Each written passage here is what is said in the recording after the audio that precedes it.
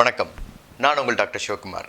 Last வீடியோவில் என்ன பார்த்துருந்தோம் அப்படின்னா, எந்த எண்ணெய் சமையலுக்கு உகந்த எண்ணெய் அப்படிங்கிறத பார்த்தோம். அந்த வீடியோ பார்த்துட்டு பெரும்பாலானோர் ஒரு கேள்வி கேட்டிருந்தாங்க. அது என்ன கேள்வி, அதற்கான விடை என்ன அப்படிங்கிறத இந்த வீடியோ கடைசியில் பார்ப்போம்.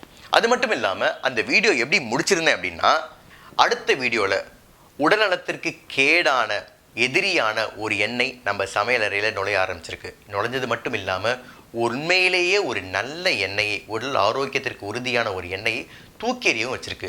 அதை பற்றி தான் அடுத்த வீடியோவில் பார்க்க போகிறோம்.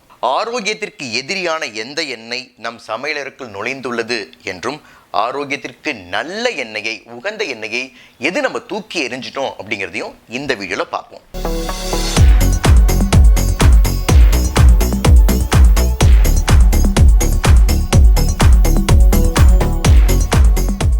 வெஜிடபிள் ஆயில் பேரை பார்த்தோம் நமக்கு எப்படி தோணுது?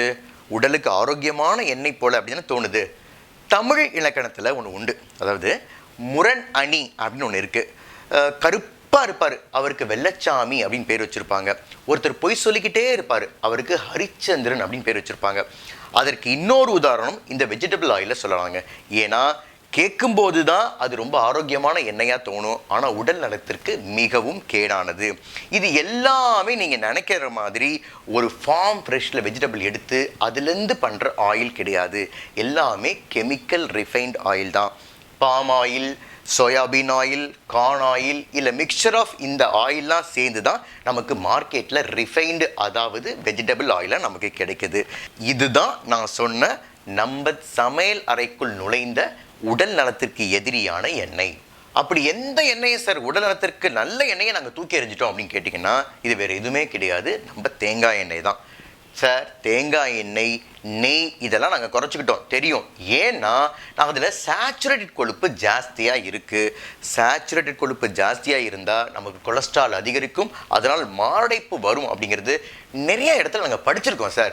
அதனால தான் இப்போ தேங்காய் எண்ணெய், நெய்யெல்லாம் நாங்கள் யூஸ் பண்ணுறதை கம்மி பண்ணிக்கிட்டோம் சார் அப்படின்னு நீங்கள் கேட்டிங்க அப்படின்னா அதற்கான விடை இதுதான்.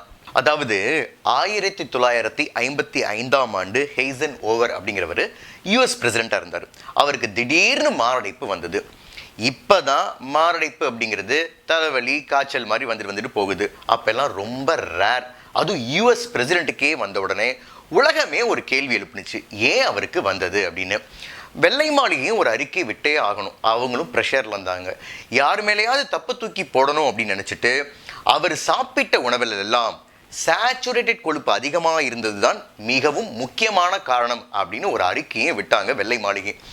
நம்ம இங்கே இருக்கோமே, நம்ம என்ன பண்ணோம், வெள்ளையா இருக்கவன் பொய் சொல்ல மாட்டான்டா அப்படின்னு அப்படியே நம்பி நம்ம சமையலறையில் எந்தெந்த எண்ணெயெல்லாம் சேச்சுரேட்டட் கொழுப்பு அதிகமாக இருக்குன்னு பார்த்தோம். அதில் தேங்காய் எண்ணெய், நெய்யெல்லாம் இருக்கிறத தூக்கி போட்டோம். இப்படி தாங்க தேங்காய் எண்ணெய் வில்லனாக்கப்பட்டது நம்ம ஊரில். இப்போ லேட்டஸ்ட் ஸ்டடீஸ் என்ன சொல்லுது அப்படின்னா, இந்த எண்ணெய்களை விட நம்ம சாப்பிட்ற பாஸ்தா, பீஸா, பர்கர் அதன் மூலமாகத்தான் அதிகமாக உங்கள் கொலஸ்ட்ரால் ஏறுது அப்படிங்கிறத சொல்கிறாங்க. அதனால் நம்ம பாரம்பரிய மிக்க இந்த தேங்காய் எண்ணெய், நெய்யெல்லாம் ஒதுக்க வேண்டாம். அதே சமயம் இந்த வெஜிடபிள் ஆயில் அப்படிங்கிற ஒரு பேரில் புதுசாக உள்ளே வந்திருக்குல்ல அந்த எதிரி, அதை கண்டிப்பாக ஒதுக்குங்க. இப்போ இந்த லாஸ்ட் வீடியோவில், அதாவது எந்த எண்ணெய் சமையலுக்கு உகந்த எண்ணெய் அப்படிங்கிற வீடியோவில் பெரும்பாலானோர் கேட்ட கேள்வி என்னன்னா, வறுக்கிறதுக்கோ பொரிக்கிறதுக்கோ ஸ்மோக்கிங் பாயிண்ட் அதிகமான உள்ள எண்ணெயை தான் நீங்கள் வாங்கணும் அப்படின்னு சொல்லியிருந்தீங்க.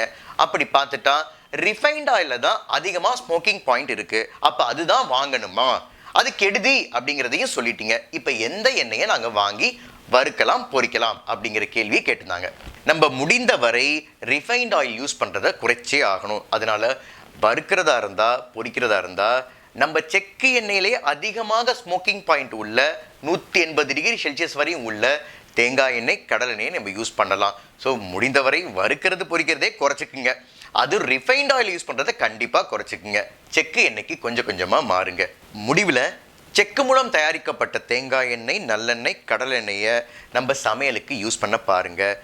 நெய் கூட யூஸ் பண்ணலாம். ஆனால் முடிந்தவரை இந்த ரிஃபைன்ட் ஆயில் பக்கம் திரும்பாதீர்கள்.